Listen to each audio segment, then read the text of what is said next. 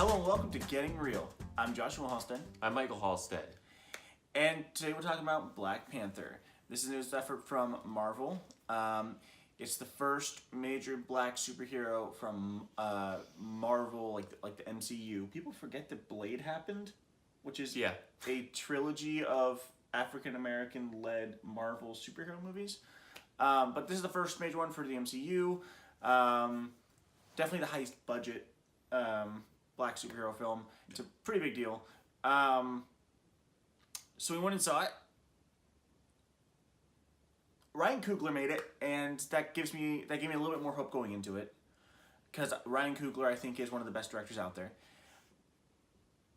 I'm curious to know what you thought of it, because it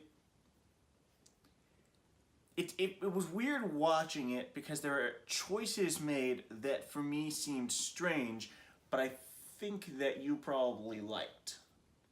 I really liked the movie. It was really refreshing to have a Marvel movie that didn't have all of the Avengers in it.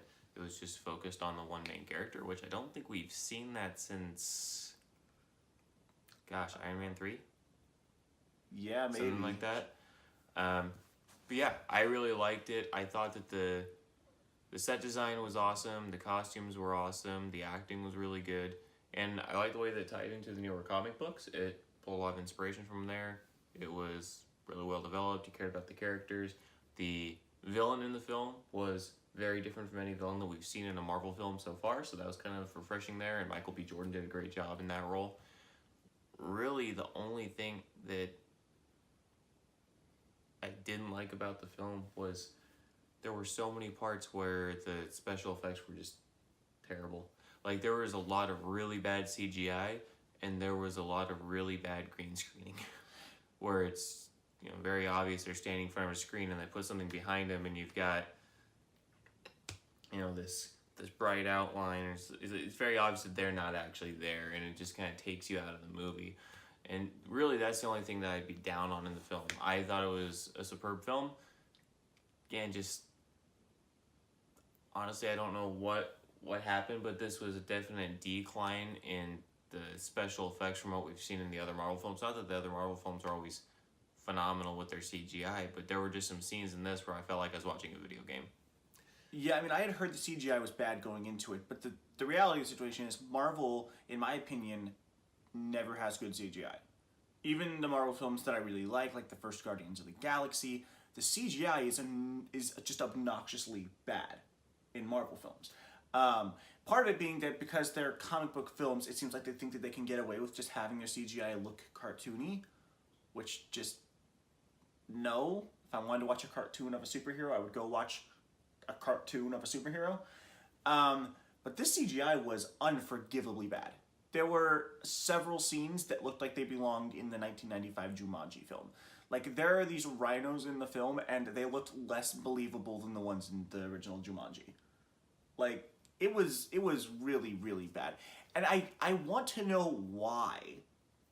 But I actually really, really liked Black Panther. I'm not huge on most superhero movies. I read comics. Well, I collect comics. I read comics. I love them. But my issue is comic and film are separate mediums, and if you're just making popcorn action flicks that kind of follow the same formula, I don't care. I'll go see them once and enjoy it and never watch it again. So most ones I like ones to do different things. Like, I loved Logan, and I loved the first Guardians, and I actually love Shane Black's Iron Man 3, because I like ones that do different things and that are just telling a single story, a narrative story, and not trying to tie into the bigger universe. I actually think this might be the best Marvel film. Yeah, I think it's up there. Ryan Coogler... It's hard for me to... I like the Marvel films a lot more than you do. It's hard for me to choose a favorite, but it's definitely toward the top of my list, if not the top. Yeah, Ryan Coogler's such a fantastic director, and I actually felt like, as much as it hurts me to say this, like Thor Ragnarok last year, I know most people loved it, I was like, it's fine. Because there's a section that's amazing in Thor Ragnarok, and it's couched, in my opinion, between two very segments. But they were trying to do something original and new with Thor Ragnarok, and they have Taika Waititi, who's a fantastic director, who did What We Do in the Shadows. But ultimately, it kind of felt like they were trying to be Guardians to me. just same kind of humor, the same tongue-in-cheek stuff, all that. I like that this is doing something new by telling a well-written narrative drama. It doesn't break to have a bunch of scenes of comedy. The comedy that's there feels natural. It's not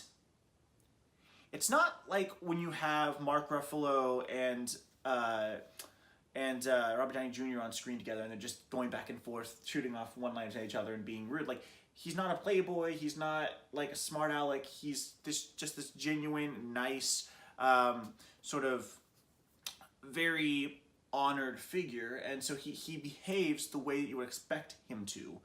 And it's a lot more about the politics going on there. It's almost like Marvel doing a PG-13 Game of Thrones in a sense, where it's very much about the politics and not about the action. And the action complements the politics and the narrative story. Although Ryan Coogler is capable of much better action than was in this film.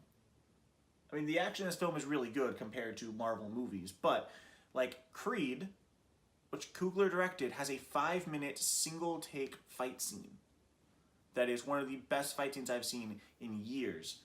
And the action in this was just quick cuts and shaky cam, like every other Marvel movie action sequence. I'm nitpicking, but that shows the quality of the film because all I can do is nitpick. I'm nitpicking that the well-directed action wasn't as well-directed as I think it could have been. I'm nitpicking that the score wasn't quite as on point as I think it. I think that says something about the film, that I have to nitpick to find things to criticize the film. I really liked the score. It was different. It was awesome. And the soundtrack, you didn't really get a big peek of the soundtrack in the movie, but the soundtrack is phenomenal. Do yourself a favor and go listen to it. The score in the film is really good. The soundtrack was atrocious in my opinion. Like, it didn't match. To be clear, I mean, I don't like Kendrick Lamar's music. I just don't. His flow bothers me. I don't think his lyrics are that intelligent.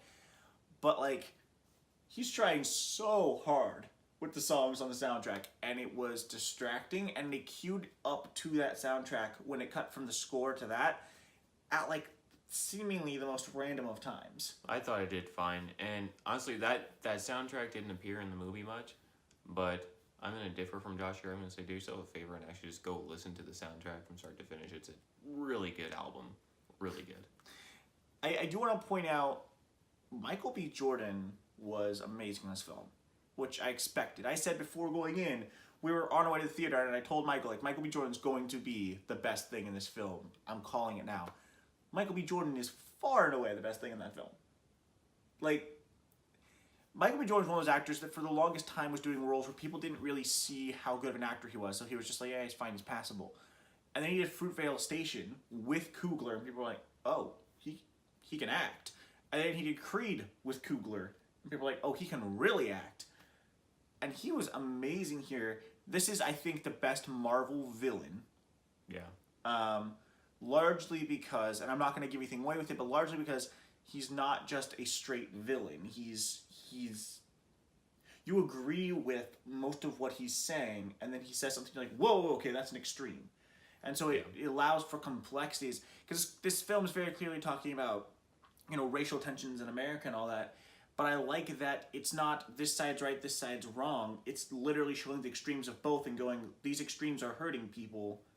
We need to try to take care of people, and we need to find some place where we can converge, which I was not expecting. I mean, Coogler's always doing stuff that has to do with racial tensions, and it's never just, you know, good guy, bad guy. But I was surprised Marvel let him get away with all the complexity that he put into this film. Because this does not feel like a Marvel film, which is maybe why I liked it more, because it's just a regular film. It doesn't feel like a Marvel film. It doesn't just needlessly cut away to action. The action isn't these giant, huge set pieces. It's these small, contained, hand-to-hand combat scenes for the most part. And even the ending, when they have to do the, like, third act battle, isn't a bunch of CGI monsters. It's people, and it makes sense for what's going on. I think that's what I liked about this so much, is that it's just a narrative film, and you don't have to watch it as a Marvel film or a superhero film. You can just watch it as the intelligent drama that it is. You have any other thoughts on it? Nope. All right. Thanks for watching. Please like, subscribe, and